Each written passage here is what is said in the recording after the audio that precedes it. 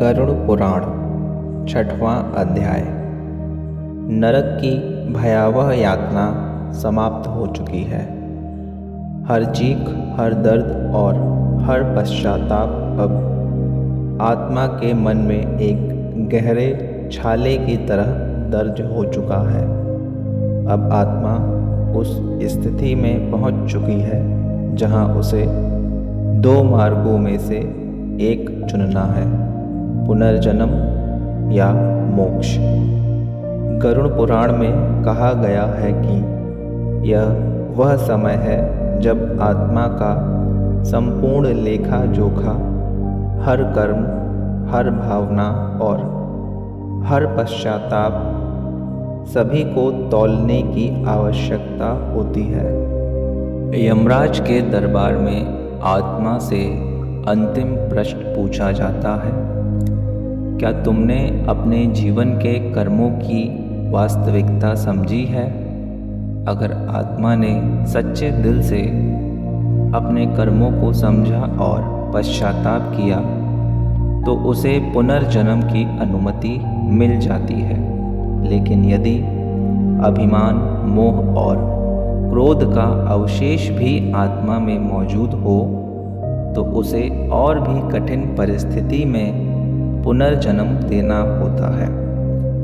गरुड़ पुराण में एक वाक्य है, मनुष्य अपने कर्मों से ही जन्मता है और वही कर्म उसे सुख या दुख प्रदान करते हैं।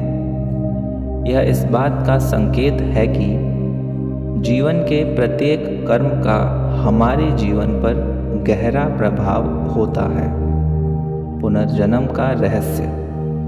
जो आत्माएं ज्ञान प्राप्त कर चुकी होती हैं उन्हें पुनर्जन्म मिलता है, लेकिन हर नया जीवन पुराने कर्मों के अनुसार तय होता है। जिनका जीवन दया और सेवा से भरा होता है उन्हें सुखमय जीवन मिलता है।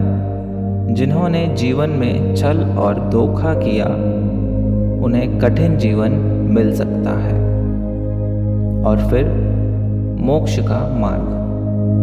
मोक्ष वह स्थिति है जहां आत्मा संसार के बंधनों से पूरी तरह मुक्त हो जाती है।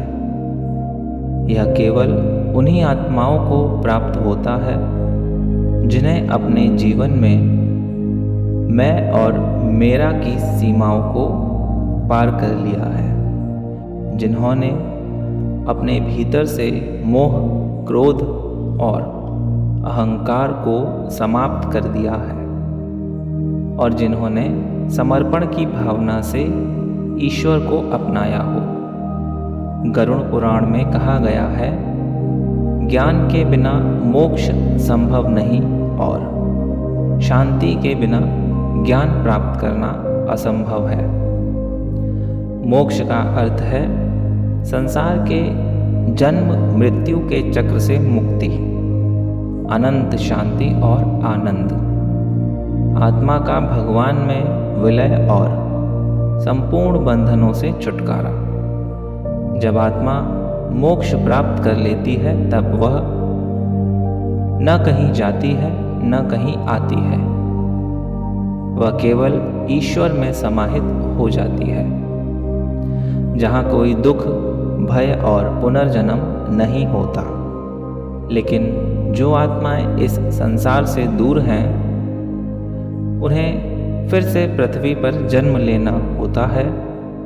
ये जन्म किसी भी रूप में हो सकता है, इंसान के रूप में या पशु पक्षी के रूप में, जब तक कि वह सच्चे ज्ञान को प्राप्त न कर ले।